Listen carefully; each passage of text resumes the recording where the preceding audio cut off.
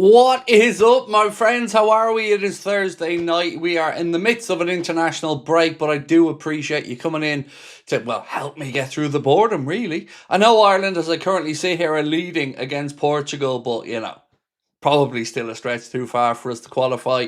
Even so, I've been watching the first half. Great atmosphere at the Aviva, which is lovely to see. Tonight, we're going to be talking about the wish list for manager of Liverpool Football Club. Now, I'm not saying these are replacements for Arne Slot. I'm going to talk about what was on the table when Liverpool decided to go with Arne Slot and who was being considered. So we'll run through that and ask the question, if the worst came to the worst down the line, would any of these names really stack up? We're going to talk about some comments from Alex Oxlade-Chamberlain. We're going to give you some reporting from Lewis Steele around what to expect in January. We'll have a little bit about set pieces as well that I want to go through. We'll talk about Harvey Elliott and his future, the crazy swap deal that's been reported by Defensa Central that I'm just quite simply going to say is nonsense, but we'll discuss it. And anything else you want to do, this is your show, so let me know. Right, let's say hello to some people in the chat. Can't believe Ireland are winning, said Leona Farrell. Nor can I. I messaged Connor about it and he was driving and he said, what? How are we 2-0 up? Yeah, we're not used to winning at Ireland with the FAI and the football team these days. So, but look, we'll take anything. If we can hang on in that one, be a great win and hopefully lift the spirits. Today, though, let's focus on all things Liverpool and where to start tonight. Can we start off with a conversation about the crazy swap deal? Because I don't know how these people get away with it. I really don't. So, Defensa Central put out a piece and it said that Real Madrid are looking to offload Rodrigo and are exploring a potential swap deal with Liverpool for Florian Wirtz. Now, before we all go, hang on, this is nonsense. It is nonsense. Of course it is. But it's the second part of this that really surprised me reading it. We always see dubious links, but they go a little bit deeper here. They go on to say that both clubs are reportedly open to negotiations with the 22-year-old German struggling to adapt to life in the Premier League. Absolute nonsense of the highest order. In what way, shape or form would Liverpool want to cash in on Florian Wirtz 2 months or so into his Liverpool career? It's just bullshit of the highest order. And to say that if Liverpool wanted Rodrigo, Liverpool would have gone for Rodrigo in the summer. Now, I'm not saying that they wouldn't maybe look to a deal if he was for sale, but there is no way that Liverpool worked as hard as they did, put the groundwork in that they did to convince Florian Wirtz to become a Liverpool player, that all of a sudden we're going to cash in on him. These people need to be called out because the amount, and look, it's no accident to me that so much shit is coming out of Spain. It's just never-ending amounts of nonsense. Every player in the world apparently wants to go to Real Madrid and leave their clubs. It's just nonsense. Codswallop, lol. That was the only thing I could think of, Bradley, earlier on. I know what you're relating to. You're talking about the videos from earlier on. I couldn't think of a better word without swearing at the time, dude. And I try not to swear in the 8-minute videos. I tried to save all that swearing energy for the live streams. But yeah, Codswallop, sir. Codswallop. Right, Ryan, how are we, dude? Hey Craig, I feel the heavy criticism for our transfers is justified, but let's be real, clubs look at it different. We bought them for 5 years, not one. Absolutely spot on. Absolutely spot on, Ryan. This is a project. This is part of the evolution. So yes, there's no way. Look, we can talk about being frustrated, man, like you said. We can talk about certain players maybe not hitting the ground running and other stuff not working. But there's no way there's any truth to the idea that we'd look to cash in on Florian Wirtz. And do you know what? I'm going to go a bit further, Ryan. I'm going to say there's no way that Florian Wirtz would want to leave. Because he's not going to want to pack up and go, oh, well, I couldn't cut it in the Prem. Off I pop. Nah, he's not about that. He's not going to give up. He's going to settle in and he's going to prove all these doubters wrong, isn't he? So, quite simply, mate, I'm looking forward to the I told you so's to the non-Liverpool fans and people who are trying to write him off. Ronaldo, red card. There you go. Red card for Ronaldo. Can't handle a bit of the Dublin atmosphere, eh, Ronnie? Well, there you go.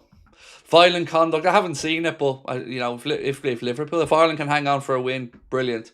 But, yeah, do you know what I mean? Ronaldo coming to Dublin. To be fair, he was very kind about the Irish support. He said that basically he's looking forward to playing in the stadium. Ireland have great support, so look, fair play to him on that one. So yeah, what do we think? Do we think there's any truth whatsoever to this Wirtz stuff? Because for me, it's not even in the realms of possibility. And how they aren't being constantly called out for this nonsense, I don't know. It's crazy. Absolutely crazy. Craig, love the vids and updates. Hope you're doing well. Keep on going. Don't let anyone get in your way. Thank you. 8J38. Appreciate that. I don't plan on letting anybody get in my way. Yeah. At the minute, we're working through the feature wall in the studio and how it's going to look. Sabrina's brother's a very talented artist, so I'm hoping that he can add some wow factor to the feature wall in the studio. So yeah, we're still working through some ideas on that. Really looking forward to having it all done and dusted at some point in the future. God, Craig, you're very handsome. When you're right, you're right, Brad. When you're right, sir. No, I appreciate you lying to me in a kind way, sir. Thank you. Honestly, it's hysterical how the media is all over Wirtz per start. Wait till he becomes the best player in the league. I'm with you. There's no way. Excuse me, I've got the hiccups now. There's no way I'm giving up on Wirtz, and there's no way he's giving up on himself or us either. Lee, how are we, Lee? Said, has Slot almost been unlucky to have won the league last year as it removed the expectation of a transition season, which we're in now? And thank you, Lee J. Thompson. Sorry, mate, my eyesight's not as good as it used to be. I would never say he's unlucky to win the league, but I do get the point you're making, Lee, and there's probably something to it, bro. You know? Because like you said, if you go back to the start of last season, I'll certainly be speaking about how I was talking. There was no talk of a title race for me, not at all. I thought if we got top four and a decent Champions League run, that'd be that. But it definitely has upped the ante somewhat. I guess you could look at it two ways though, Lee, right? You could say maybe it's bought him a bit more grace for this lull or this sticky patch. Or, as you pointed out, maybe it kind of built up a bit more pressure on him. But I'm still very happy that we did win the league last year. But it's a really interesting point, and I think there's definitely some truth to what you're saying. Ryan, completely agree, Craig. I'm still so happy we had the window we had, and for me, FSG are testing Slot. That's the reason they invested heavily. Look, I'm grateful for the window as well, and like I said during the window, I'm not gonna complain about the owners. I've been asking Ryan for years for them to back a manager in the way they have. I agree with the transfers. Frimpong is the only one that I question because of the suitability to the 11, not the quality of the player. Jeremy's more than good enough. But yeah, buzzing, mate, and it will come together. It will. This is it's a tough patch for us, right? We're frustrated right now, especially the way we went into the last international break on the back of 3 losses. Then we lost to United after it. We've got together some decent wins, and then we go and play the way we did against Man City, which just wasn't good enough. But Nottingham Forest, 3 p.m, Saturday kickoff when we come back, and hopefully we can start to pick up from here, because like you said, Ryan, these signings are top notch. The owners have invested, and Slot has to find a way to knit it together. But yeah, I'm trying to be optimistic, dude. I'm trying to be optimistic. I said the other day that I kind of accepted that we're not going to be a challenger in the league this year. I just don't want us falling away from those top 4 or 5 spots. Hopefully we can come good in the latter part of the Champions League, and who knows with the FA Cup. David, lovely to see you as always, sir. Thank you very much. You must have that message saved or auto-saved at this point, do you, dude? Always lovely to see you though, David. Thank you, and good evening to you as well.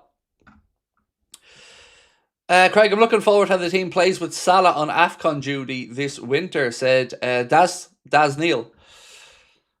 Daz, so am I, because we talked about it last night, mate, and it's very interesting because let's say that we find a system that works while Salah's away, and we pick up some wins, and maybe the form improves, the style improves. It'll be interesting to see if he then reverts back. So he has to find a way now to get Wirtz and Isak on the pitch. He has to find a way to include Chiesa more. I meant Isak and Ekitike on the pitch together. He has to find a way for Wirtz to work, and he's going to have to play Chiesa more. So very interesting. We talked about it last night. I'm fully of the point now, Daz, that we need to build for the future. And that future, won't include Mohamed Salah and Virgil van Dijk in 2-3 years. It just won't. It's not me trying to wish them away, but it won't. So I think we got to start it now, and we got to start looking to building the team around your Isaks, your Ekitikes, your Wirtz, the players who will be here for the next 5, 6, 7 years, hopefully. And as ruthless as that sounds, it's the right thing to do, because you don't go and invest all that money in those players and then just kind of keep trying to funnel the ball to Salah and build a team around a player who won't be here in 2 years. I'm not saying Salah should be out of the team, but I'm saying the structure of the team in years gone by would have been built. Get the ball to Salah, let's get Mo in these positions. Now we've got to look to solve problems in other ways, and the AFCON DAS, as you've mentioned, gives us a good opportunity to do that without the pressure of the manager not playing Salah or putting him on the bench, So, yeah, let's see how we get on. FC Pitchside, how are we? I think the current form is like that arrow. The more you pull it back, the further it will go. My heart always says, stop it. We'll be there. The current form is frustrating because we're up and down, I didn't expect to see the Manchester City performance after the 2 performances we had before that. And like I said, it's no disgrace losing to Manchester City at the Etihad. But the way that we lost, it was a bit frustrating, because it's not like we put our best foot forward and we were just beaten by a better team. We were just outrun, outtaught, outfought, outplayed. And that's, it's a long 2 weeks, isn't it? FC Pitchside, when you've got to just sit and wait for the next game. Liam, how are we, my man? Hi, mate. Remember Evans 3-4-1-2? Could that work? Yes, it could. And, you were with us last night, Liam. We were talking about the fact that the under-21s looked like they were playing with a back 3. So, are we going to maybe see that? No, I don't. Still, arguing, we don't have the personnel or the strength and depth at the centre-back position. But, of course, it could work. It could absolutely work. And it would, get us more out of the likes of Kirkes, Frimpong. You could absolutely play Bradley as a wing-back. Robbo could play as a wing-back if he's not playing as one of the back 3.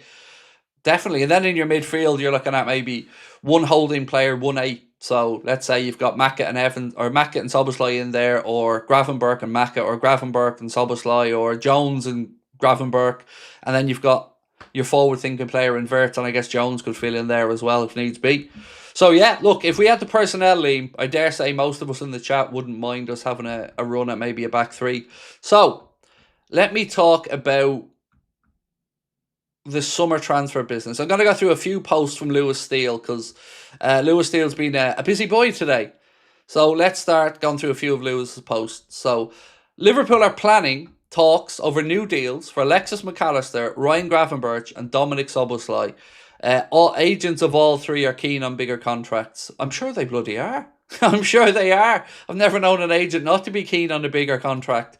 But for us Liverpool fans, it's great news that Liverpool are looking to tie down MACCA, Gravenberch and Dom, because, we all want them to stay. They're wonderful footballers. Also, Lewis Steele said Liverpool remain 100% behind Arne Slot, and that support has not decreased in this poor run. Also, this is him. He said, personally, I don't see why there's a big problem with Arne Slot spending the last international break in Dubai, to be honest. It's not like he could have done much back in Liverpool. All of his players were jetting around the world with their national teams. A mental break after a busy period was probably good for him. It certainly was last season, and it was not a problem then. It's not like Dubai is Mars neither. He does have Wi-Fi and can study clips from there, just as you would at his office at the AXA. I'm sorry, I disagree with Lewis on this one. I understand the point he's trying to make, but I disagree. I think the optics weren't great. The optics weren't great when you were on a losing streak at that point, and we lost afterwards.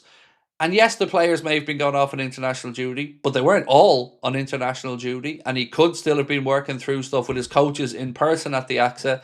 So I disagree. I just don't think it came across well. If you're on a winning run, fair enough. And I'm sure that this was something that was pre-planned in advance, but I still don't think the optics of it are great. So for me, I disagree with Lewis Steele on that one. He said the noises from Liverpool suggest that it's more likely at this stage that we could have a quiet January. So the noises from Liverpool suggest January signings is more unlikely than likely at this stage. But that could and perhaps should change. It absolutely should change. It absolutely should. Centre-backs got to be gotten. He does say, though, Bastoni has cropped up in conversation when talking about potential targets for next summer. So we would definitely not rule it out. But there's not much more to say right now. So, we've seen lots of links to Bastoni coming from the Italian side and stuff, but Lewis Steele and some English journalists now starting to talk about Liverpool having a genuine interest in Bastoni. Now, that doesn't mean he'll become a Liverpool player, but it's certainly interesting. I'd certainly much rather Lewis Steele come out and say, yes, he's been discussed, and no, there's nothing to it at all. That made me smile, definitely. Shane, Fields of Athenry rings out with the Avida. Don't you just love it? So Shane, I was watching the first half, mate, and then I was watching a halftime listening to Richie Sadler, and even he was saying like it's the best atmosphere in probably a decade at a game at the Aviva.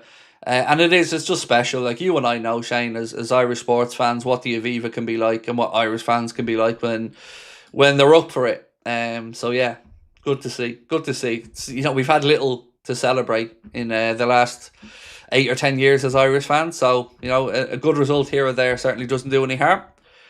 Lolly, how are we, dude? Hi, Craig. It's not Wirtz. The other players are too selfish. He could have scored several times. Wirtz must be frustrated, then play against him. Well, on that, I actually have a stat that I think you'll enjoy, Lolly. So, Florian Wirtz and Dominic Szoboszlai have both created 5 big chances in the Champions League this season, more than anybody else. But that's not a narrative that you're seeing out there much, Wirtz the failure, Wirtz the, one-trick pony, Wirtz that hasn't showed up yet. But as Lolly said, and I agree, he's been unlucky. He should have more assists at this point. And probably should have a goal or so. If Salah squared that ball to him, he'd had a tap in. But just to reiterate, Florian Wirtz and Dominic Szoboszlai have both created 5 big chances in the Champions League this season, more than anybody else. So there we go. I like it. And I like that there's stuff coming out now to just back up what we hope for, but you can see signs, you can see the promise, you can see the quality, and also he's creating the opportunities, as Lolly said, and as TNT Football said there as well. Feel like Jerome said, the club's media team has got to stop acting like everything is just great. It hasn't really been for a while.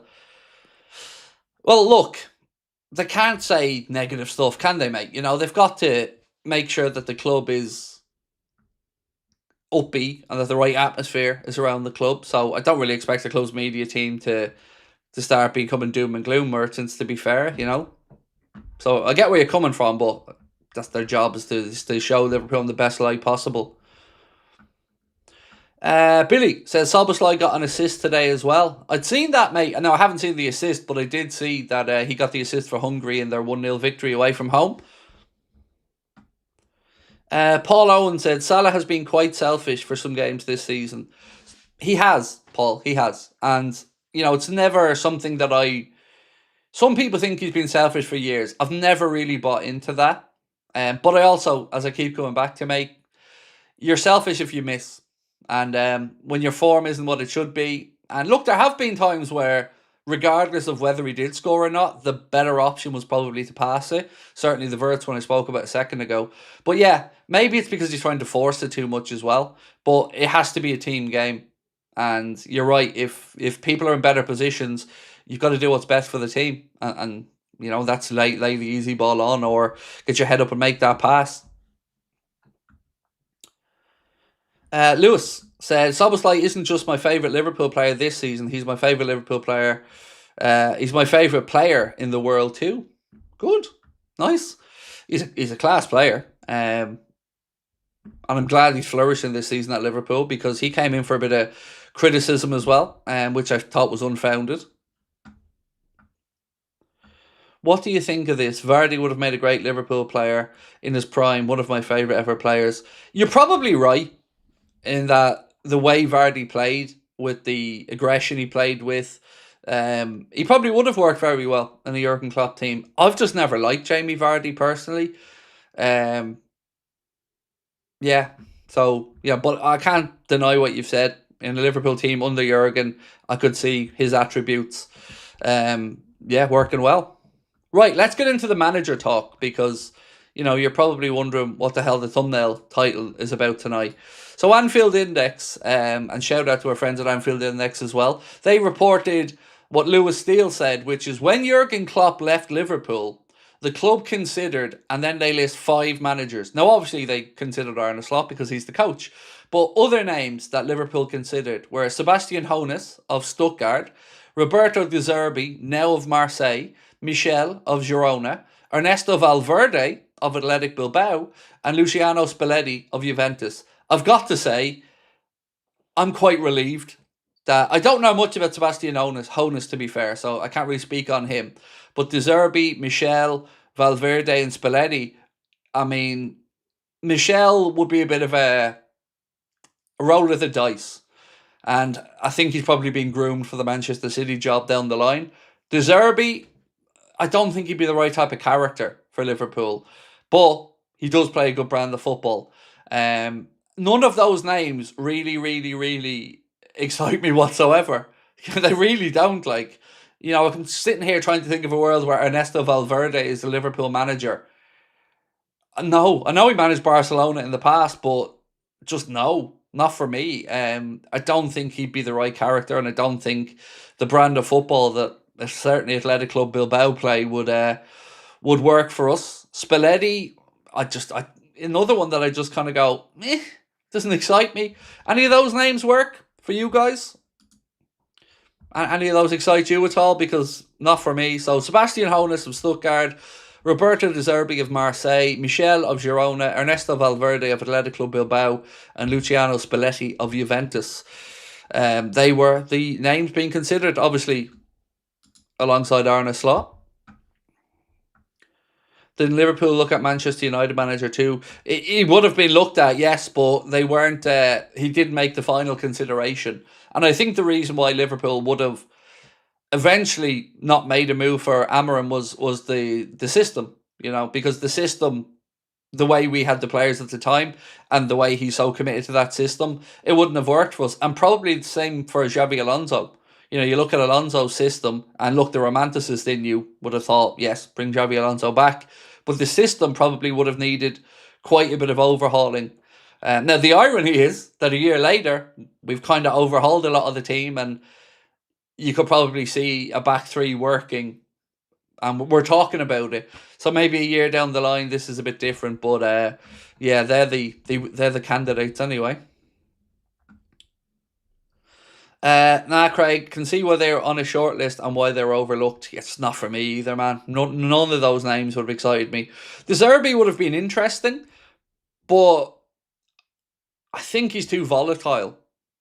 And I think he wouldn't last a long time at Liverpool. And Liverpool always look for a manager that's going to come in, 3, 4, 5, well, not more than 3, 4, 5, 6 years probably.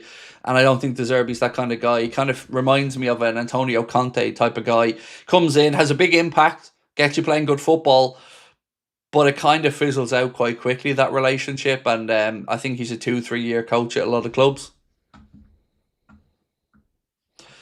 Shocking, the fan base seems to have given up on Slot already. No, we haven't. We're talking about the names that were in contention when we picked Arne Slot, not who we want to replace Arne Slot. The list of names were the ones that were under discussion when Arne became manager. And I don't know too many people. Some have written the manager off, mate. Yes, some. But you talk about an entire fan base there. That's just not true. A lot of people are very frustrated, of course, and understandably, with the fact we're so far away from where we'd want to be. But I don't see too many calling for the manager's head at this moment in time.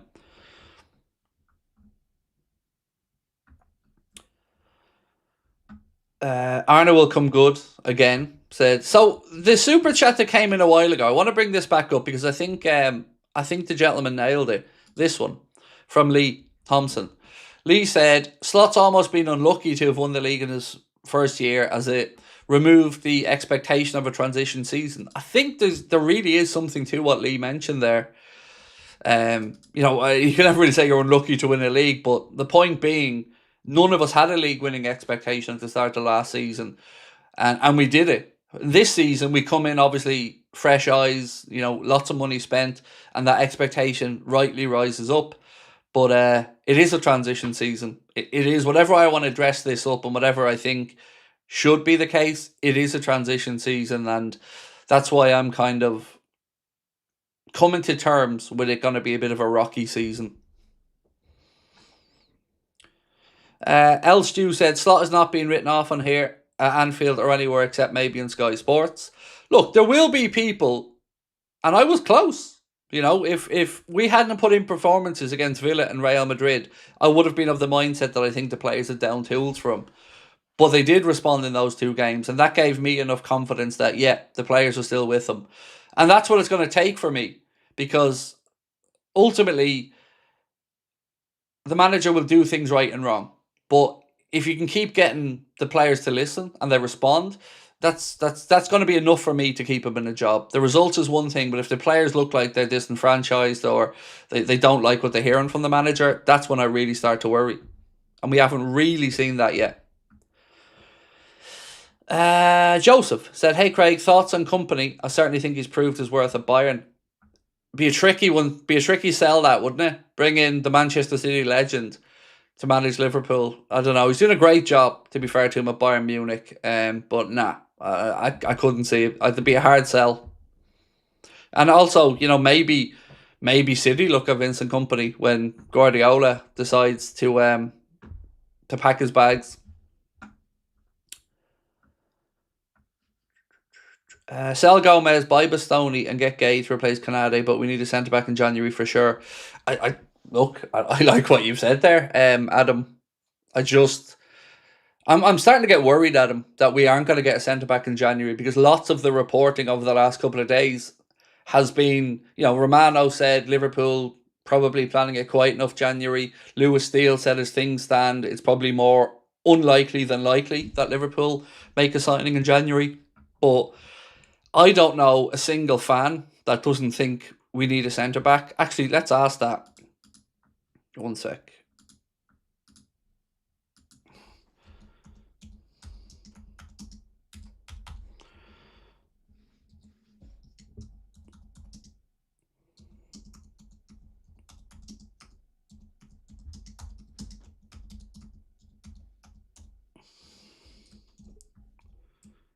Right, so do we 100%, so absolutely, need a centre-back in January? Yay or nay? And we'll revisit this one in a while. BG Veteran said, Craig, to be fair, I don't believe in Slot at all. I'm sorry, but that is what it is. I feel. Mate, I'm not going to jump down your throat for having an opinion. You're entitled to an opinion. And you're not alone. Like when I said to that gentleman a minute ago that the fan base hasn't turned on Slot, there are some people that don't believe in him. That's fair enough. That's your opinion and you're entitled to it. And I can understand why. I can. I look at other people and their opinion who do think that he's not up to the mustard or he can cut the mustard. And I understand where you're coming from. I just disagree. But I do have concerns. There are certainly things, like I've tried to spell out yesterday, for me that aren't good enough. And I'm going to read you out something that Alex Oxlade-Chamberlain said, because this kind of sums up the difference between life under Jurgen and what we're seeing now. So let me just get this comment for you. So, Alex Oxlade-Chamberlain, speaking about playing for Liverpool on the Ben Foster podcast, which, by the way, Mr. Ben Foster, I could give you plenty of goalkeeping gold, Ben, on that podcast, Get your boy on. One goalkeeper to another. One legend to you. Jokes. Right. Alex Oxlade-Chamberlain on playing for Liverpool said, Jurgen's biggest attribute, I thought, is literally getting the absolute most out of everyone physically. First of all, and like me, I went there as a winger come midfielder, attacking player, and he'd be celebrating me blocking the left back channel ball out for a throw-in. The dirty work, and I gained an appreciation for that other side of the game that I never really thought of before. Like you do it because you do it. But I used to go on and into games excited to block it and seeing him going, getting the crowd going. So, and then when it comes to his team talks and everything like that, you feel like you're going over the trenches into war. That's how he'd rile you up. And there wasn't, in that Liverpool team, there was not one game I didn't think that we were going to win. Every time we went out, Arsenal, City, whoever it was, were going to win. That right there is my biggest concern with Arne. I don't see that same fire from kickoff, from the first minute in the players. It's almost too pedantic, too pragmatic, too technical. We need that fire. We need that ruthless, relentless energy.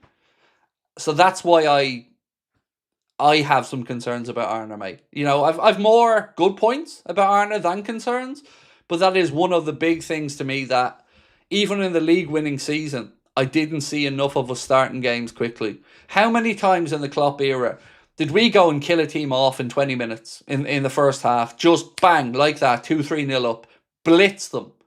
And before they knew what was what, the game was gone. And then you can rest players. And this is what kind of irks me about Arne's system. The way that we played last year was that we kind of ground teams down and then won in the end with, you know, a bit of class as their legs tired. But that also tires your players. And I know the whole idea of, you know, make them chase the ball, keep the ball, move the ball, let them get tired. But surely if you want to start resting players, go out there and win the game in an hour. You know, do it in the first 60 minutes. Have the game beyond the opponent. Then make your changes. Start resting up your Salahs. Start resting up your Van Dijks if you need to. Whoever. That is what I'd like to see. Not this reliant on late heroics. Go and start quickly. Win the game quickly. Play from the start 100 miles an hour. We need a right winger next year, Craig, not just a centre-back. I didn't say we didn't, my friend. I was just asking about January because there's some debate at the minute about whether we're doing any business or not. And I think I can understand the right winger being in the summer. I can understand that, but I couldn't with a centre-back. I think the centre-back would be... It would be very foolish of us not to bring one in January because I think we really, really need one. Zended said, hello, Craig, how are you, bro? What players on the Liverpool shortlist? So we were talking earlier on about Lewis Steele talking about Bastoni. And he said, where is it? This one. He said, Bastoni has cropped up in conversation when talking about potential targets for next summer, so I would feel definitely don't rule it out, but there's not much more to say right now. So we know that Bastoni situation. We know that Liverpool still have eyes for Mark A. We don't know what's going on with Canade, although multiple reports to say that he's been given another contract offer in the last couple of weeks. So the only way I can see this situation at centre-back making any sense is if, let's say, Bastoni and Gay, just for argument's sake, say they're the two centre-backs the club want if Canade isn't going to stay, and they're willing to wait till next summer because maybe the players don't want to leave mid-season or the clubs don't want to sell mid-season. That's the only way this makes any sense in my head. But it will be interesting to see what the reporting is if Canade signs a new deal, because then you're thinking, right, who do we need to bring in next? Like, do we need one centre-back? And I would argue, yes, bring in one centre-back if Canade signs. But if Gomez goes, then you've got space for that second, because by the time next season starts, of course, we'll have young Leone back. How are we? Oh, I can't even try to pronounce that name, my friend. Sorry, I don't want to make a mess of it. So let me just read out your very kind comment. Hi, Craig, just joined. I love your energy and content as a very nice community. Appreciate that, mate. Thank you. Look, it's easy for me to come in and have, you know, positive energy because I deal with positive people most days in here, and you know, it's a pleasure to be here, and thank you so much for your support and for being with us. Completely agree with everything. Yes, a centre-back, and most likely Arne's energising this squad, knowing full well it took clock a minute at Dortmund and Arne at Rotterdam. And thank you, Turkmenistan 1940. Eze scores to make it 2-0 for England. There we go. John said, can Arne and all the squad watch the new King Kenny documentary and see what real passion is and how amazingly blessed they are to wear the Liverpool shirt. I'd say a lot of them have probably watched it, John, but yeah, I think you're kind of going down the same route as me, John, in that I don't want to say passion. I don't want to say passion because that's really unfair, but that aggression just isn't there, mate. And I honestly think that stems from the manager's demeanour. Is that the right word? You know, like I said, it could be a very Dutch thing. I don't know, but that's the one thing that I can't quite connect with Arna on is I want to see our players go out there with energy and passion and a bit of swagger as well, John. To be honest with you, you know, the liver bit on your chest should give you a little bit of swagger as well. Wally Hack, excuse me, said, how do we play a fully fit Isak? Newcastle gave him great service. Can we?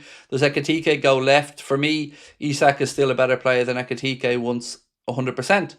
I think there has to be some way that we play with two strikers and a 10 in behind. And that 10, of course, being Wirtz.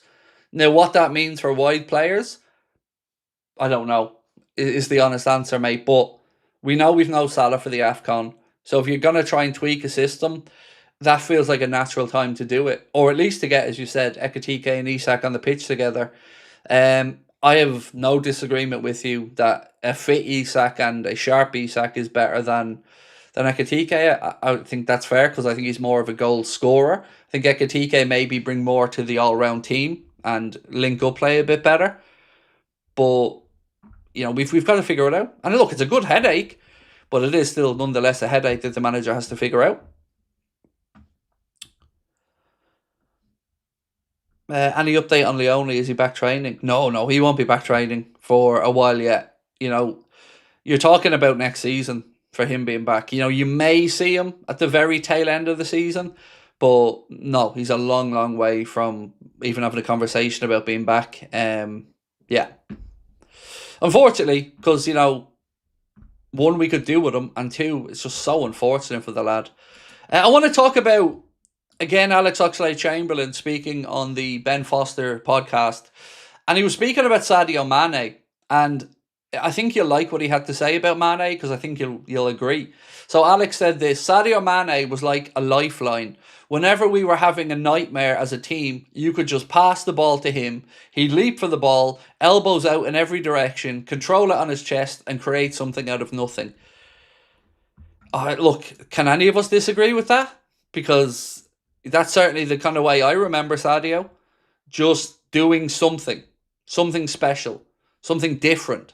And Diaz had that something about him as well. Now, I wouldn't say he got to the level of Mane in a Liverpool shirt, for my honest opinion. I think Mane was the better player for us over the time they were both here, or when they both had Liverpool careers, I mean.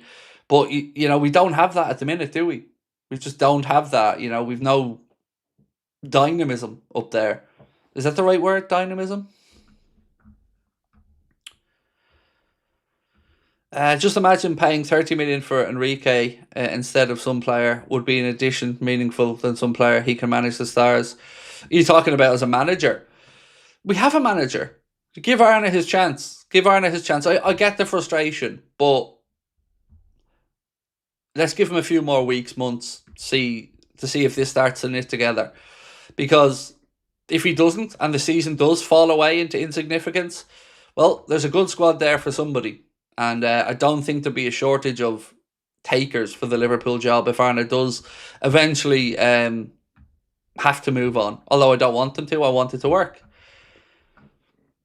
Jacko, how are we, dude? Said, in my opinion, we need up to 3 centre-backs in the next season, or 2. A VVD and Canada replacement and a second rotational option with Leone.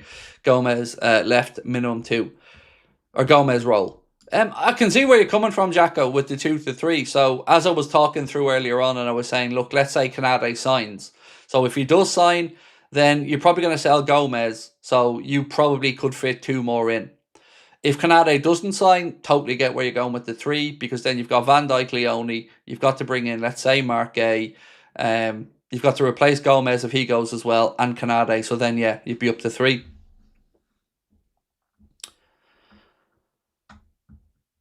There's always one star played in the front, and Mane felt let down when we went with Salah. Completely understandable from both sides. It was understandable. There were times where I felt really awkward with that whole situation because you had Sadio, I think, who won the AFCON. And I never felt like he was really able to come and celebrate that back at Anfield or with Liverpool because, of course, if I remember correctly, it was against Egypt. And where there was a winner, there was a loser. And I said it many times during streams over the years. I can understand if Mane felt like he was playing second fiddle. I can understand that. I can. As a fan, I can see that.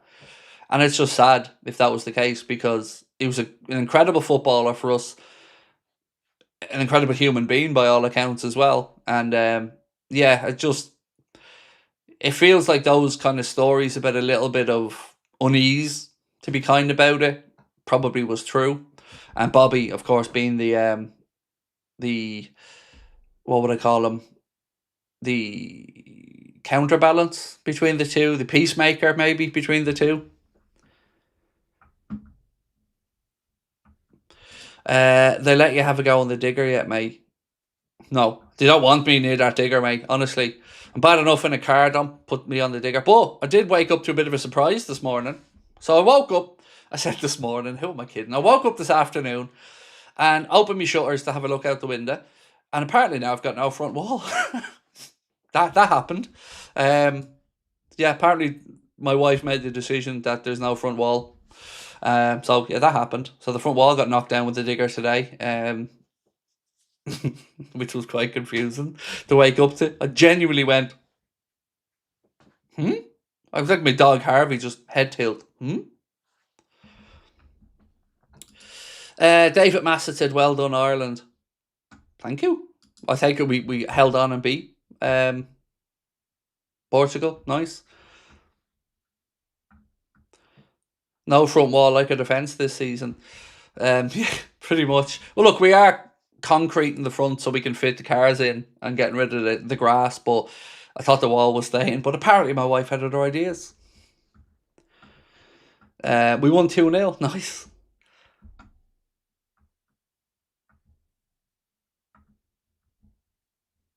L Stew said, "I want to explain why I kept sending high on life super chats. I'd gone through a health scare and got the all clear. Turns out I had a lung scar from my childhood TB and I was so relieved, wanted to share." Oh, that's awesome. So I can share a similar story, mate. About a year or so ago, maybe a little bit longer, I had a health scare as well, like yourself, where I I thought I found a lump, let's just say, and it was nothing in the end, and it went away with some antibiotics, but it freaked me out, and even when I was working through that time on here, yeah, my head was all over the shop. So I'm so glad that you got good news, mate, because at this time of the year we're often unfortunately dealing with people who've passed away and a lot of tragedy and losses. So nice.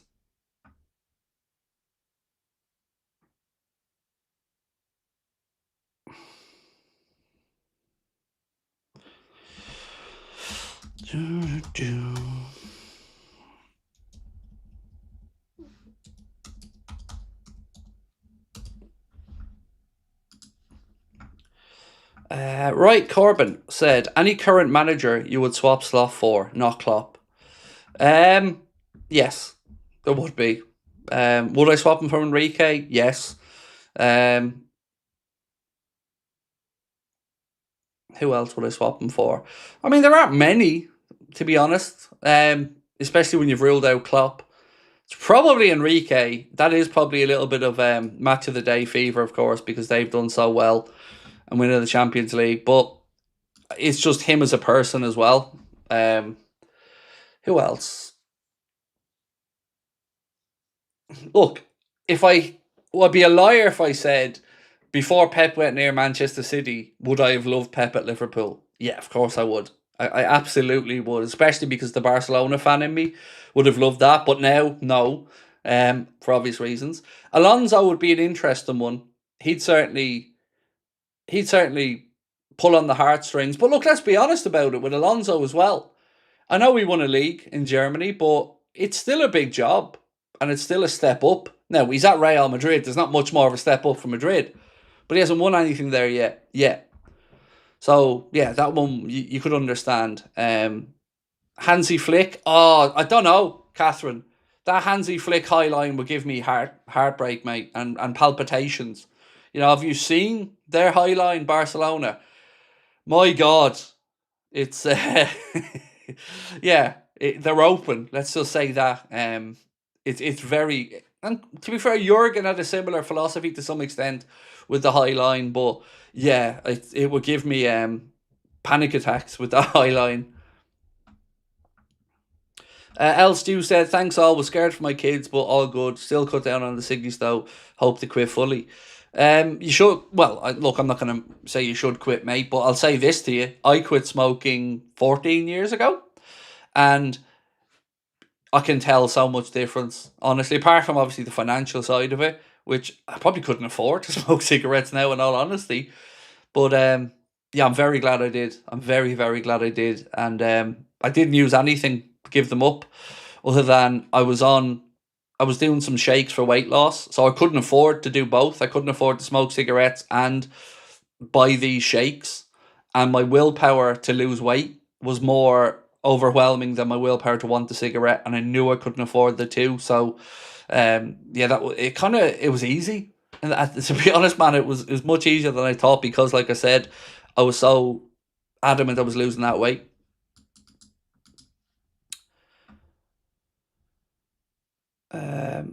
Rip the band-aid off and give Stevie G the keys and send Chiesa packing so everyone stops whining about an average substitute. Well, one, that's rage bait. Best of luck. You tried. Two, no, nobody, and I mean nobody, thinks Gerrard should get the Liverpool job. Nobody. He has so much to prove before that's even possible. And your stuff about Chiesa is just silliness. It's just silliness. He's anything but an average substitute or an average player. Like I said, it feels like you're just trying to wind us up there, but not today. It's not going to work. Corbin said, hope slot works out. If not, have to go for Enrique.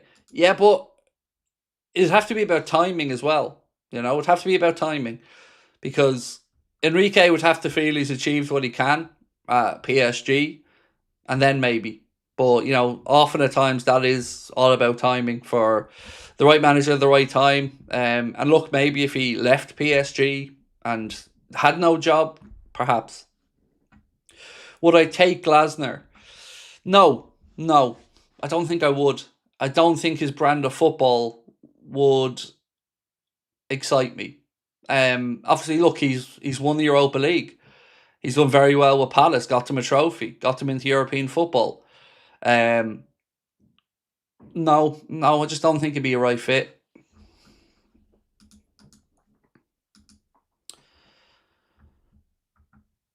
Ex-Barcelona manager Valverde, if available. He was on the list that we spoke about earlier on. So Lewis Steele said, when Jurgen Klopp left Liverpool, the club considered, and then they named 5 managers: Sebastian Hoeneß of Stuttgart, Roberto De Zerbi, Marseille, Michel of Girona, Ernesto Valverde of Athletic Bilbao, and Luciano Spalletti. And none of those names really excite me. Valverde, I just don't like his style of football. And I didn't like the style that he played with at Barcelona either. So, that would be why it would be a no for me on Valverde. Ancelotti's a great manager. He is. But when I heard of some of the antics that he was letting those Madrid players away with, we read this yesterday. Let me see if I still have it in my notes.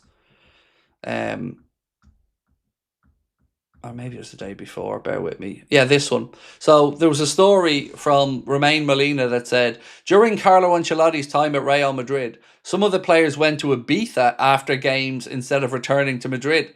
Some were also often absent from training and did whatever they wanted. They wanted to repeat that with Xabi Alonso, but it didn't work. That has angered the entourage of some of the players who feel Xabi is meddling in the affairs of the players. I mean, nah. I that's crazy. Like that, you can say they won stuff and all, but that isn't right. That isn't the way professional footballers in a season should be going on. No, so yeah. When we got Klopp, it was a toss-up between Klopp and Ancelotti at that moment. And honestly, I'd have been happy with either. I really would have. I would have wanted Jurgen, but I would have happily had Ancelotti as well. How do I feel about the win over Portugal? I'm delighted for everyone that went. Delighted for, my fellow countrymen, women, and kids who've had not much to celebrate. And I hope it's something that isn't a one-off and that they can build on. So, no, we're not going over to Hungary and winning that game, I don't think, in all honesty. But look, any positivity in Irish football at this point is a good thing. And the Aviva sounded brilliant tonight. And of course, we're going to get a quarter-final there of the Euros in the last 16 tie as well, which, would be good for the city and it'd be good for Ireland to have a tournament like that being shared, obviously, between England, Ireland, Wales, Scotland. Delighted. Did Slot get sacked? No, he didn't. The list we're talking about was the list before Arna was hired. Iriola should be the next gaffer, said Red Jaden. I can understand the appeal, Jaden, mate. I really can. And it wouldn't be the worst idea in the world. The only thing that would make me a little bit unsure is it's a big step up from Rayo Vallecano, Bournemouth to Liverpool, and Liverpool managing big players, and Liverpool with that expectation of delivering trophies, big trophies. Maybe he's ready for the step up. I don't know, but it's the only thing that I could really hold against the idea of Andoni Iriola is that he hasn't had that pedigree yet. Now you could say nor has Arna, but he had won a league title, kind of punching above his weight as well with regards to the financial side of things. PSV Eindhoven, Ajax, much bigger budgets than Feyenoord had. Boxing predictions for the weekend. So I put my bet on nice and early so I wouldn't talk myself out of it. I stuck 50 quid on a Conor Benn stoppage. Do I think that's going to be the outcome? No, I think it's still a coin flip of a fight like the first one, which, by the way, Eubank Jr. won deservedly. But that is where my head was at for this one. My gut instinct was go with it, and I went onto the betting app, and there was a boost on the price. So, yeah, I stuck 50 quid on that for the weekend, and I'm going to be glued to the TV on Saturday watching that card. Veldran's fourth said, as an African American, I knew from the moment the accusations came out it was bollocks boiled in gobshite because I was watching the game and the stream. Don't let the frauds and haters have time. I think you're talking about the Numpty situation, my friend. What's your Veldran Savoth? I think you're talking about the Numpty situation, and it was absolute bollocks of the highest order, mate. Never, ever would I speak and address somebody or shout at them about their skin colour, their religion, or their sexual orientation. I will call them probably everything else under the sun. I'll be honest, I'll call them an asshole, but that cut deep. And I know that you said don't let the idiots get you. I get that.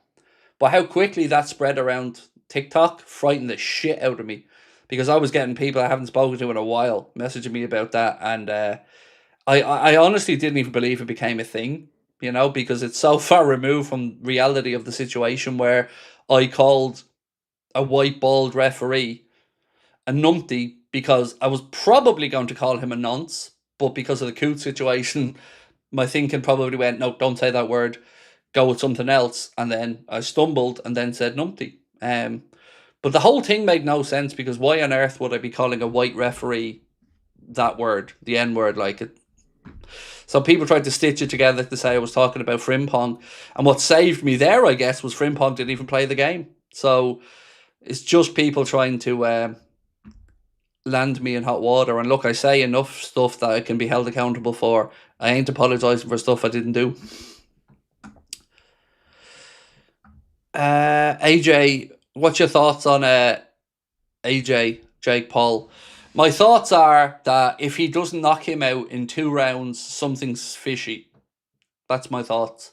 Let's be honest. AJ should go out there and spark him in round 1. You know, first time he connects, it should be over.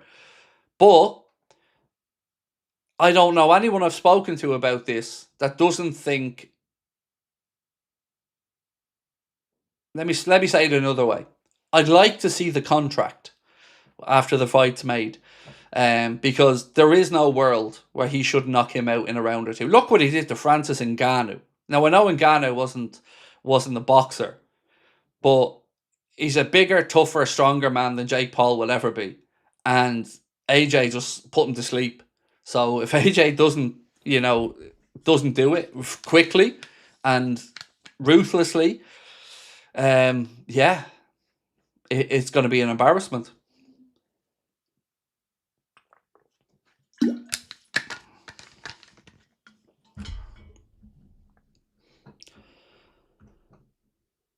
But on another side of it, let's be fair. If it's a legit fight, you gotta say Jake Paul has some parabolics on him. Genuinely. Like if this is all above board and he gets in that ring, you gotta give him his credit. You know, you got to give Jake Paul his credit, because it would take an ungodly amount of money for me to even consider getting knocked out by Anthony Joshua, because I'll probably never be the same person again. So, you know, you got to give him his credit for having a pair, because that is a huge, huge, huge thing. I thought if he ever fought Canelo, he'd be in trouble, you know, because of Canelo's power. But, you know, AJ and Jake Paul's probably a cruiserweight, who's bulked up. But, yeah, look, two things about it. Fair play to Jake Paul. He's a mad set of balls on him, but it should be over and around. I missed the manager shortlist, so I wanted to explain. Spam best one. Enrique handle starts. Just have a look at the talk with Mbappe. Even 30 million is an investment. I think most of us love Enrique as an option. The shortlist, I'll run through it again for you, because you said you missed it.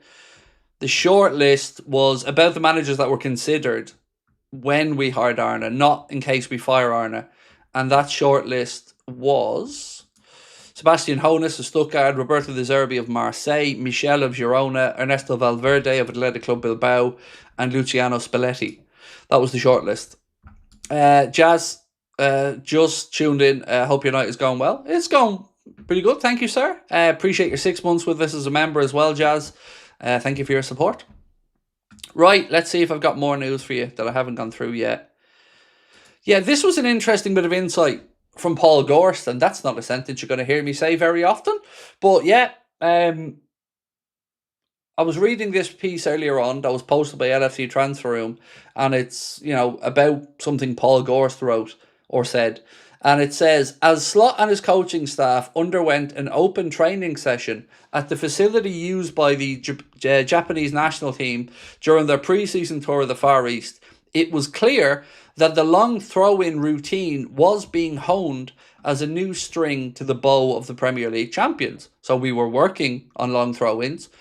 But Slot spoke after winning the title last season about needing new weapons. After giving the long throws a trial in Japan, the champions have decided to leave the experiment on the cutting room floor. That looks a little bit naive now, doesn't it? With the way the season has gone in the Premier League, and long throw-ins and set pieces becoming, you know, a big thing.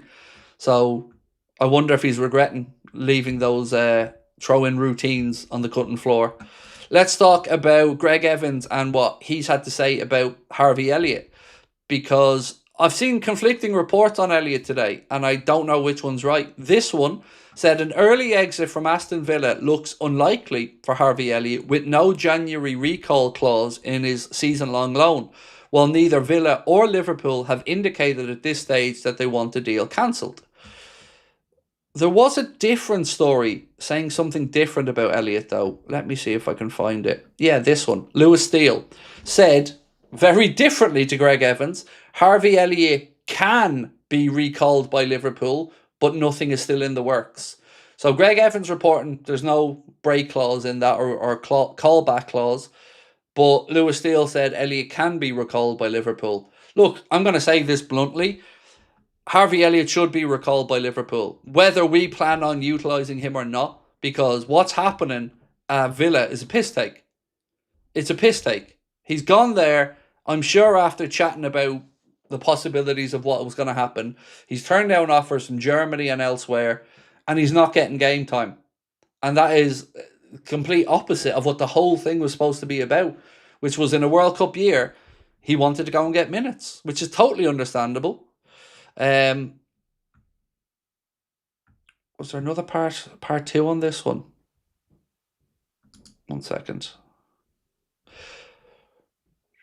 So, also, Lewis Steele said, being told that the rumour of Semenyo handing in a transfer request at Bournemouth was not true. I believe this story started from Indicala, and he said they said Bournemouth have received a transfer request from Antoine Semenyo, and he wants to leave in January. This piece goes on to say Liverpool and others are certainly keen on signing him in the summer. Can't see Liverpool moving for Semenyo in January, but we have seen in the past how they're prepared to bring forward summer business in the winter if it suits. So I don't know who it was, somebody in our Discord group put in a poll that was up somewhere. I'm not sure.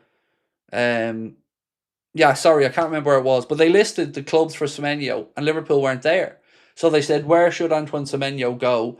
And Arsenal were winning the poll. I think United were there. I think Spurs were there. But yeah, Liverpool's name wasn't on the list, which was surprising because you'd imagine we should be on the list because, we looked at him in the summer. Richard Hughes is at our club. So yeah, surprised. But, like he said, don't rule it out.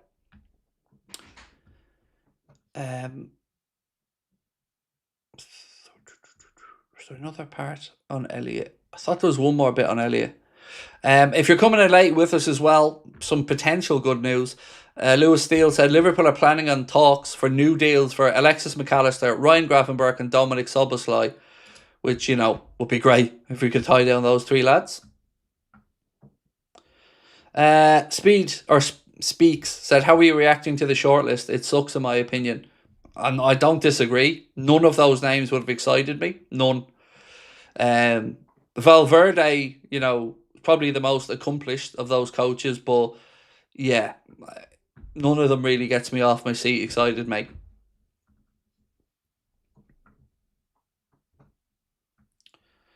What's the story about MACCA talk, said Keane. Just as you probably just heard me read it out there, bro. Liverpool are planning for talks over new deals with MACCA, Gravenberch and Dom, which is great news because we knew that Liverpool were looking to do new deals for Gravenberch and Szoboszlai. We've spoken about that over the last week. But great news to hear that MACCA, they want to tie him down as well because, that's the midfield trio, isn't it?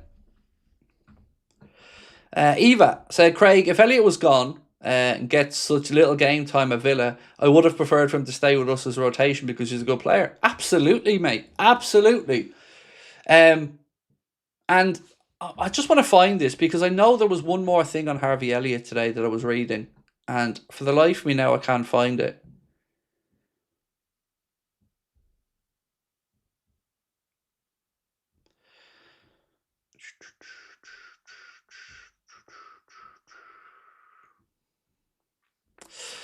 Yeah, I don't seem to have it.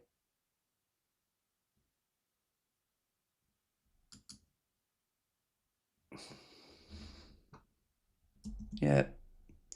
Oh, yes, this one. From Greg Evans also, it said, Harvey Elliott thought hard about staying at Liverpool and fighting for his place, but with the arrivals of Florian Wirtz and Frimpong, it was clear he would face further struggles. When Aston Villa formalised their interest, he decided a move would give him the best chance of achieving his aims, one of which was to push for a place in England squad at next summer's World Cup. And that was the whole point of the move. Obviously to get more first-team football, but he wanted to try and put himself in Thomas Tuchel's thinking. And it hasn't worked out. So, Ava, as you said, mate, he would have been best served staying with us because it's been a terrible loan so far for him. Now, a Villa fan very kindly popped into the chat the other night and explained the situation as they know it, which was that it was the sporting director that really pushed for Elliott and Jadon Sancho, and that Unai Emery wasn't really a big fan of getting it done. So, that would make sense because sporting director no longer there, and Elliott ain't getting game time.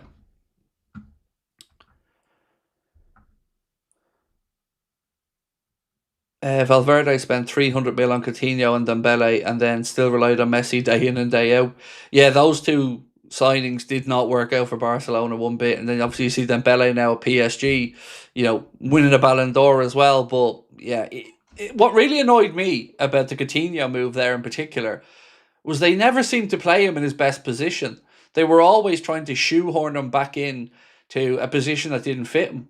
And they kind of took all the creativity he had at Liverpool and just didn't give him the freedom to do it at Barcelona. And Nikhil said Harvey would have run his lungs out for us when everybody else was static. Agreed. I think most of us here would say and agree with Ava and say that if we know this was going to be the situation, he would have been best served staying with Liverpool.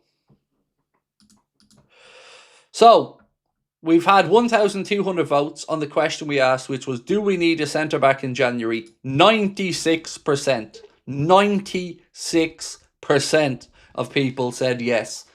Whoever the other 4% are, I'm going to have to say that they're non-Liverpool fans, because I can't for the life of me believe that any Liverpool fan really would not think we need a centre-back in January. But 96% of you guys and girls said yes, and I agree. Did you see Fowler on Scholes' podcast, Craig? What a humble legend. I didn't. I think I'd seen a quote from it, Stu. I think the quote was something about... Oh God, what was it? I think I might have it in my notes again.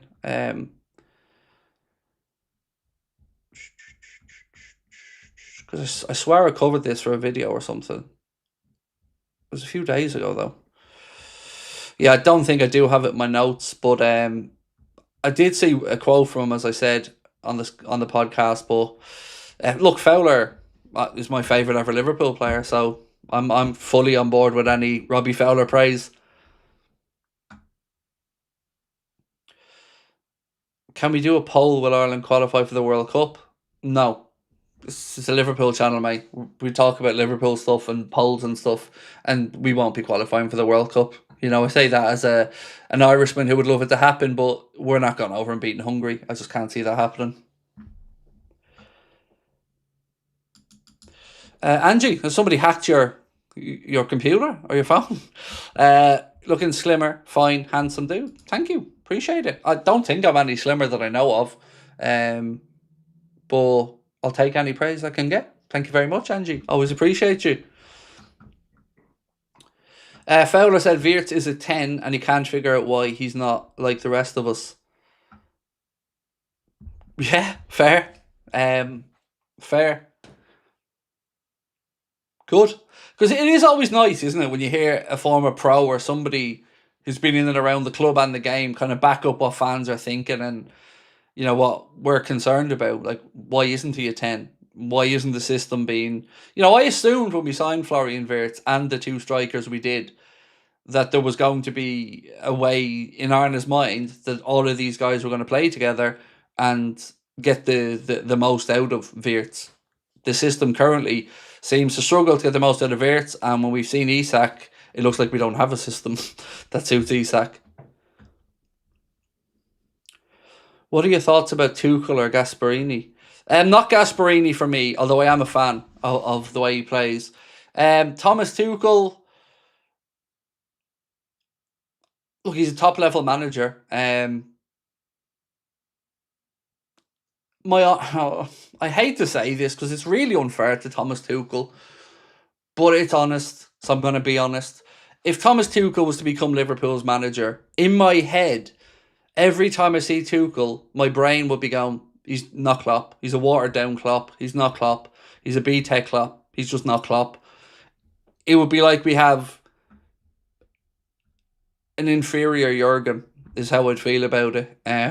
That's honest opinion. Part of me wants Canale to sign a new deal, said Itachi, plus bring in Gay so we can play with a back three. Also, Wirtz should get all the freedom he needs to be creative. So, on the Wirtz thing, and we'll work backwards from there, on the Wirtz thing, I think a team can only carry one free spirit. And one player that doesn't maybe track back as much. Now, Wirtz would track back, but Salah's kind of that free spirit in the team. And this is what comes back to what I was saying earlier on and yesterday, that we should be building the team around the future to get the most out of Wirtz, the most out of Isak, the most out of Ekitike, and not Salah. And not because Salah's not good, but because Salah's not going to be here in 3, 4, 5 years' time. We need to get a system now that funnels the ball and the responsibility onto the Isaks, the Ekitikes, the Wirtz, and see anything Salah does as a bonus. That's the way I think of it. And on the Canade thing, that's actually going to be my next poll, because I was wondering about this myself. So one sec.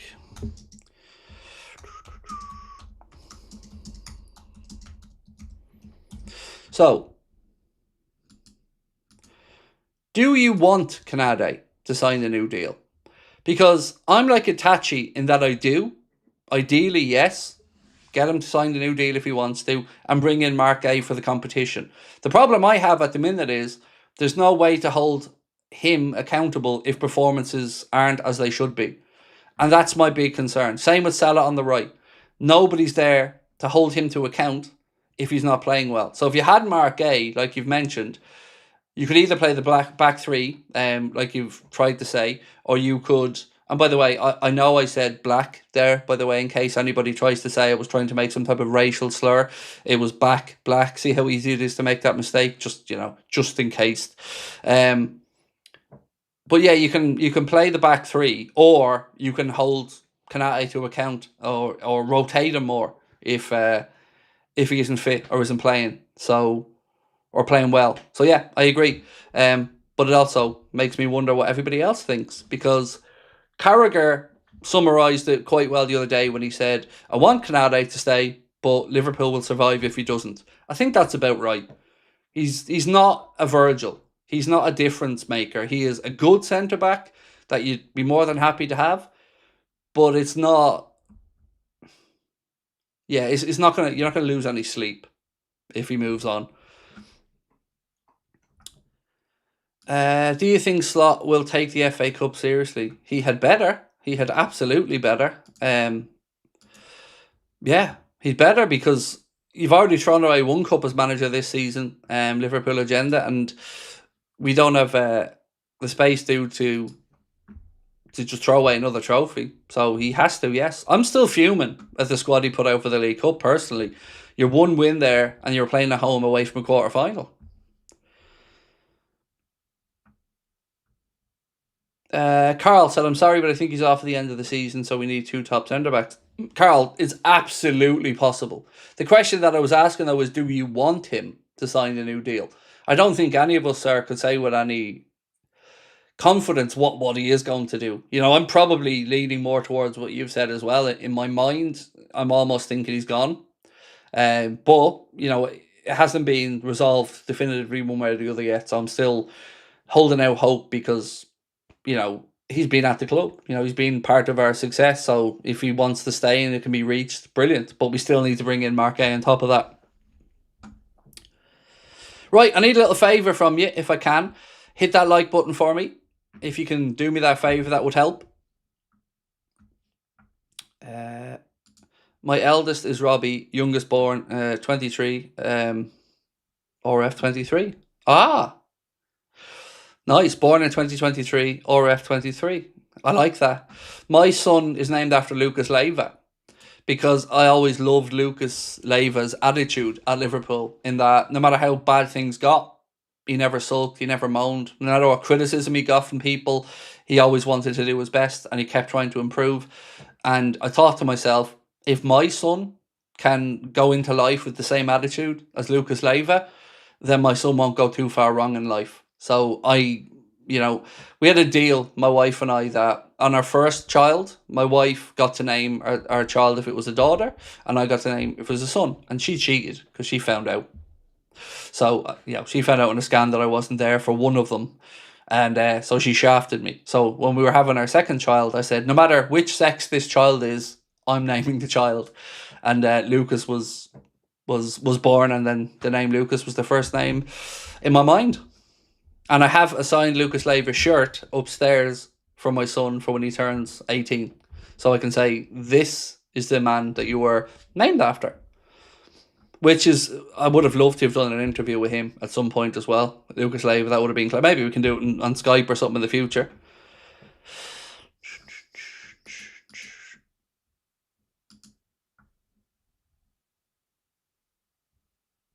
Craig, it's okay to say we have a black back too. That wasn't what I was trying to say. I was trying to say back, and like I said, word said black instead of back. But anyway, the point being, I wouldn't mind if Canade stayed and we brought in MACCA as well. Yeah. Which past Liverpool manager would you bring back to Anfield? Easy, Jurgen. If in this conversation, if we had to bring one back, it would be Jurgen. After that, probably Kenny. After that, for my generation, Rafa would be the next one for me that I would have so much respect for, but his style of football now just wouldn't suit.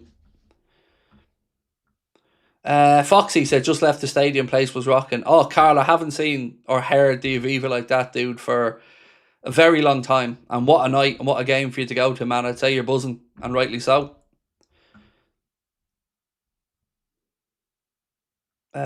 Were you keeping that gift a secret as a surprise for your little boy? No, just not really talked about it with him, Ratton.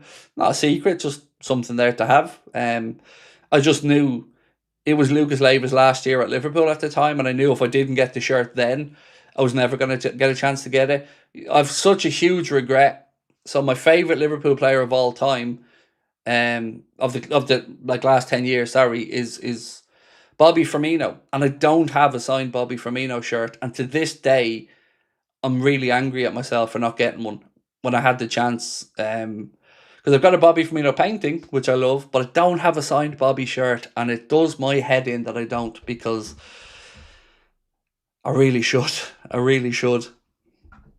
So Connor bought himself his first bit of memorabilia today, and this is funny because Connor comes to my house all the time, and ever since Connor's known me, I've had memorabilia around the house because, I love signed stuff and things like that. And he bought himself a Diogo Jota shirt today from my friends at the Collector's Corner.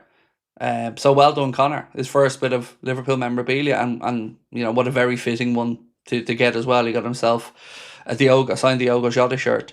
So yeah, well in. And look, do check out the Collector's Corner, because that's where I get 90% of my stuff these days. They always have discounts on the products as well. I got myself a Messi shirt on there, a Kaká one, a Ronaldinho one, a Nick Diaz signed UFC glove, a Tom Aspinall glove. They've got John Jones stuff on there at the minute. They've got what else have they got on there? If there's any United fans, they just did a sitting with Bobby Robson as well, actually. Lots of his stuff on there. So yeah, and really, really reasonable prices for memorabilia. So yeah, as I said, the collectorscorner.co.uk if you want to check them out. We do have an Anfield Agenda discount code as well, by the way. I just can't seem to remember what it is. So, one sec. I can't remember what it is. It's been so long ago. Yeah, I'll get the code for you. I think it might be Anfield 10 or something, but I can't remember what the code is. So yeah, do check them out if you're into memorabilia, because everything that I've gotten from them, and I mean everything, has been top notch. Why don't you have an Ireland channel, Craig? Would love to hear your thoughts. I don't watch international football that much, is the honest answer, mate. And I'm not trying to say that as a boastful thing or I probably should, but I've never really had that connection to Irish football in the same way as I do with Liverpool. Outside of Italia 90. Italia 90 left a lasting impression on my life, as not just a football fan, but just as an Irish person.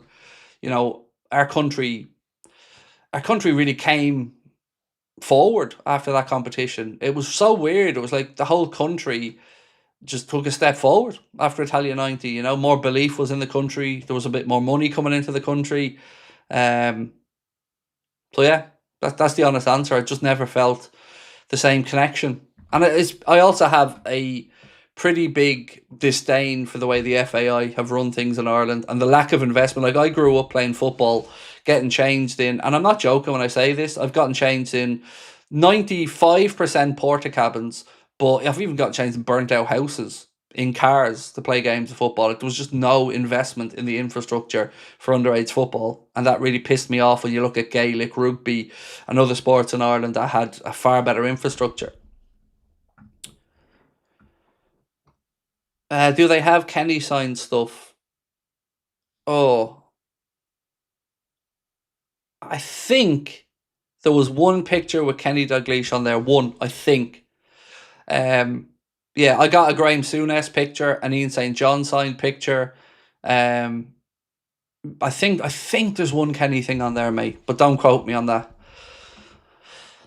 What do you think of Roy Keane and Mick McCarthy spat? I'm 100% team Roy Keane in that one. 100%. You know, he stood up against the bullshit. You know, the big wigs being in the first class seats while the players weren't. The lack of facilities and training, um, infrastructure. It's a piss take. Absolute. Now, I understand walking out on the team. Let's be honest. If Roy Keane had been there for Ireland in that tournament, we may well have got to the semi-final. Um, but yeah, if you're asking me to pick a side, I'm on definitely Roy Keane's side in that.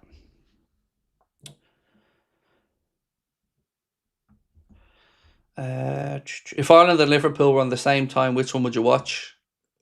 It depends on the circumstance. So if Ireland were playing a World Cup final and Liverpool were playing a Premier League game, obviously I'd be watching Ireland play the World Cup final. But if it was just both playing in, let's say, a league game and a qualifier, Liverpool. Haley said, I met Ian St. John. He was a lovely fella. Got him pick taken with him. Grandad has it. That's lovely. That's really lovely. I like the picture I got because it's a black and white photo and it's just a really stunning image. And also, I got a signed Manny Pacquiao picture on there as well, on the collector's corner, which I was really happy to get a lovely photo. And Neil said, Craig, keep up the good work, up the Reds. Thank you, man. I love when people come in with a very short but kind message like that, Neil. Thank you, dude. That really means a lot. Keano was the reason I liked Man United during his time, said Bradley. Look, it's funny because I moan about Roy Keane and call him out on so many things these days as a pundit. But as a player for Ireland, oh, look, the dude is a god to me in that regard. I really, really just think so highly of him as a footballer. As a pundit, I disagree with him on a lot of stuff, but yeah, as an Irish player, just incredible, the levels he got to.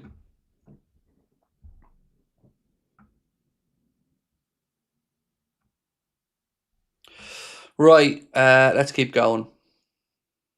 Connor's morning videos are great. He's got a dry sense of humour like me. He does. He does have a dry sense of humour. He's got a very sharp, good sense of humour as well. And I'm glad that he's starting to show his personality in these videos because, as you said, he's a very intelligent young man. But he also has a very quick wit, like you said, and a good sense of humour. I mean, look, you'd have to have a sense of humour to be dealing with me day in and day out.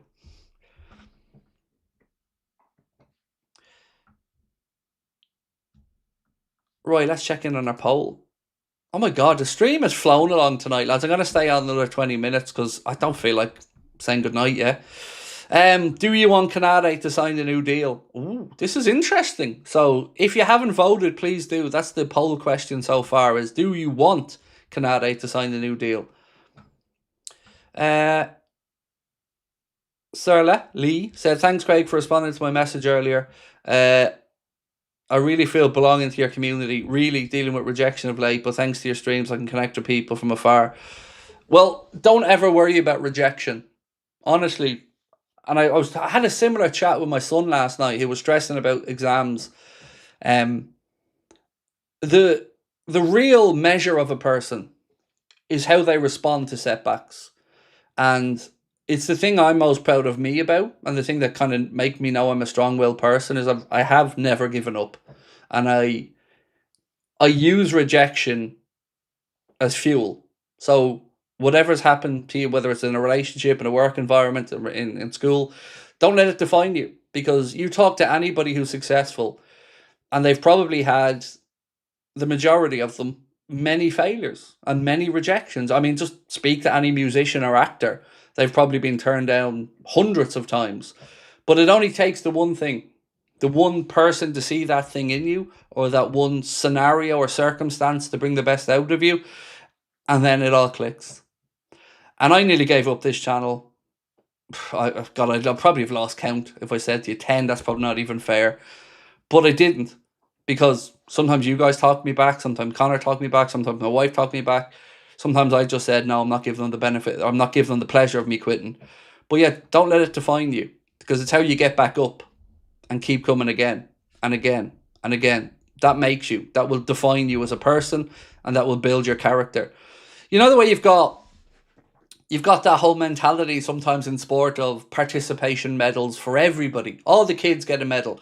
I can't tell you how anti that bullshit I am, because what is that telling kids? Well, one, it's saying that it's okay not to win. And I guess maybe it is. But you don't reward it. They have to understand. You know, winners get medals.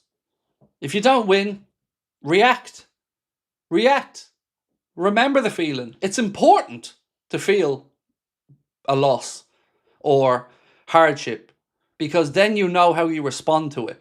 How many kids do you guys know that maybe you would have gone to school with, that were Mammy's little angel, that could do no wrong, that, you know, Mammy would never believe that they did anything, it was always somebody else's fault, and then that person comes into a difficult phase in their life and they don't know how to deal with it. They don't know how to respond to it.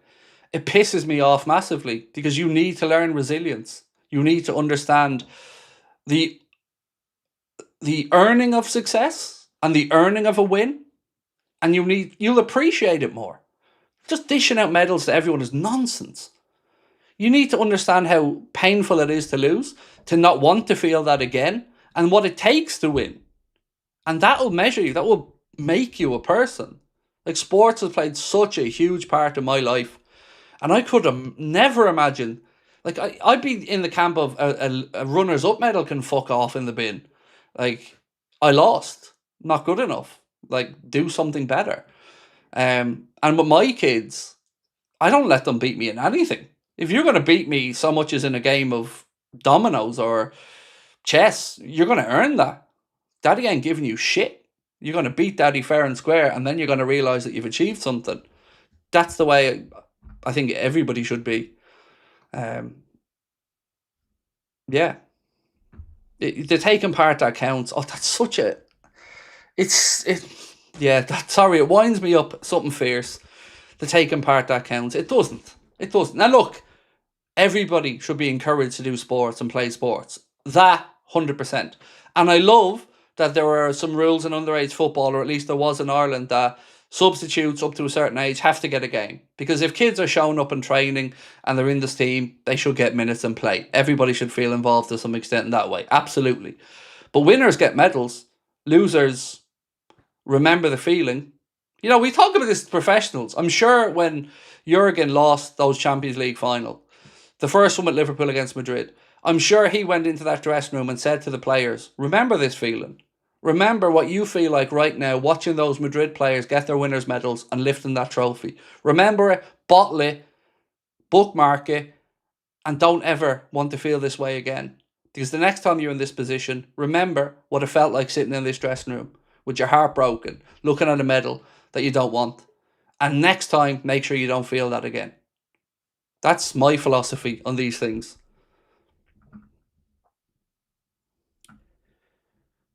Americans say second place is first loser. It is. It is. Now look, you know, it still shows you're going in the right direction if you're second place in something. But if it's a 2-horse race and you're second place, that's very different.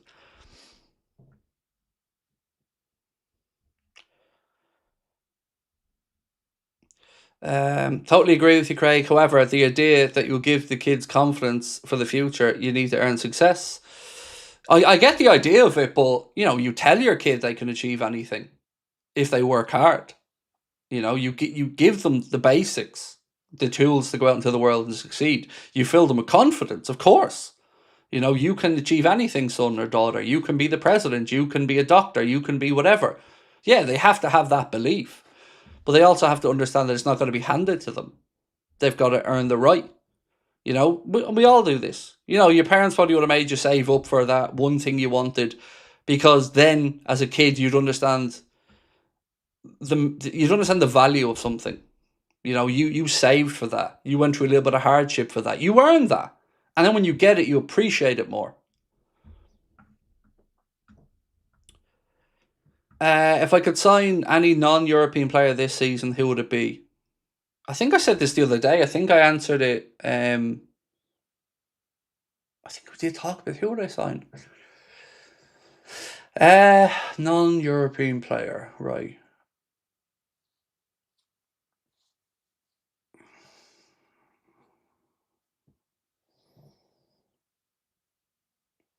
Caicedo, probably Caicedo. Because honestly, when we nearly signed him, I was so happy.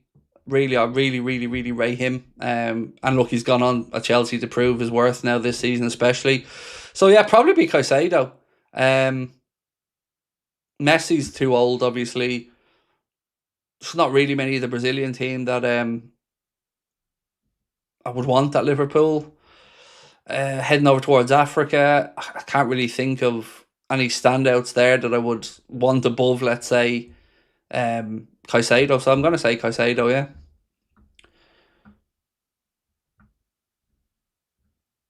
yeah. Craig, I did football in year 4 and I was one of the best in the school, and I left it because my mate left it. I could have been the next Messi. I was turning sixes inside out, regret stopping. Um, I often wonder what would have happened with me if I had been allowed to go to the trials that I was supposed to go to. But I honestly don't think I would have made it. You know, I think maybe I could have played League of Ireland as a goalkeeper, but I don't think I would have ever made it. And I wonder if I'd have had, I think I'd have been homesick, in all honesty, if I'd have gone over to the UK at 15 or 16.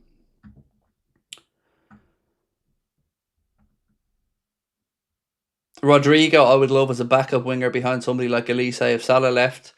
Yeah, I can see that. Rodrigo's a good player. Somebody else said Murillo. Totally can understand that. Nikhil as well. Yeah, I just think Caicedo for me.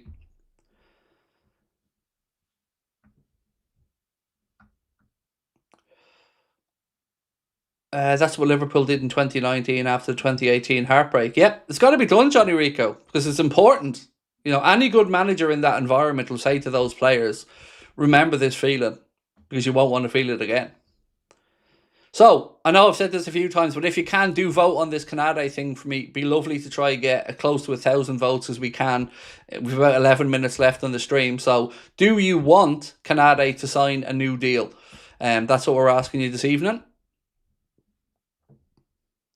So, let me run through the news again from start to finish for people who are coming in a bit late.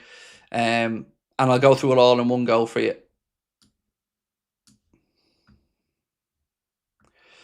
So, we started off with Keith Hackett, former referee, posted to say, a clear manipulation of the law just to justify an incorrect decision. Robertson did not interfere with his opponent.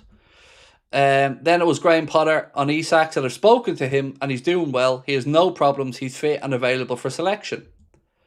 Greg Evans said Harvey Elliott thought hard about staying at Liverpool and fighting for his place, but with the arrivals of Wirtz and Frimpong, it was clear he would face further struggles.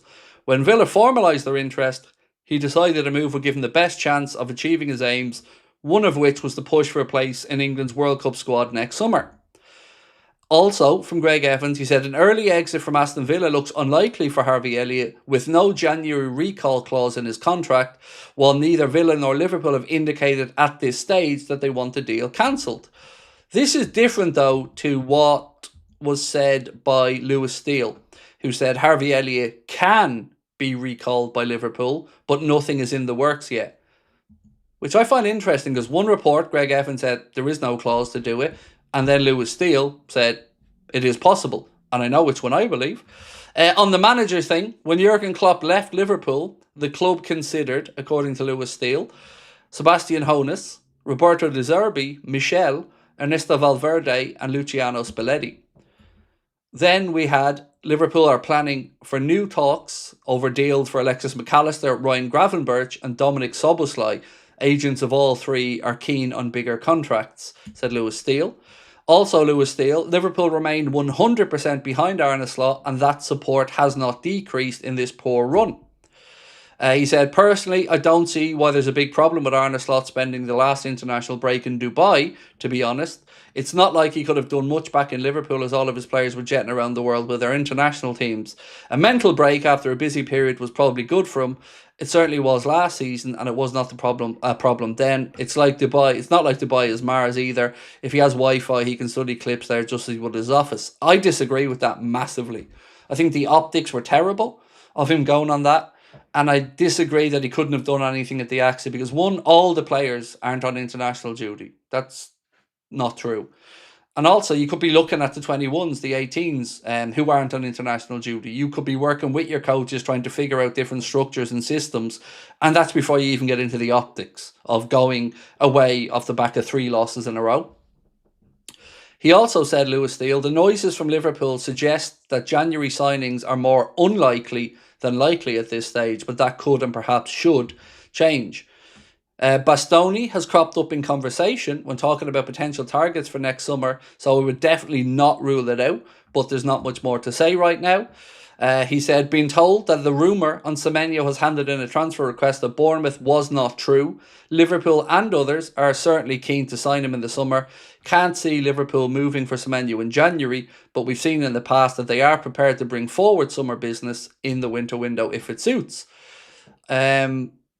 Then we had a stat from Football and TNT Sports, which was Florian Wirtz and Dominic Szoboszlai have both created 5 big chances in the Champions League this season, more than anybody else.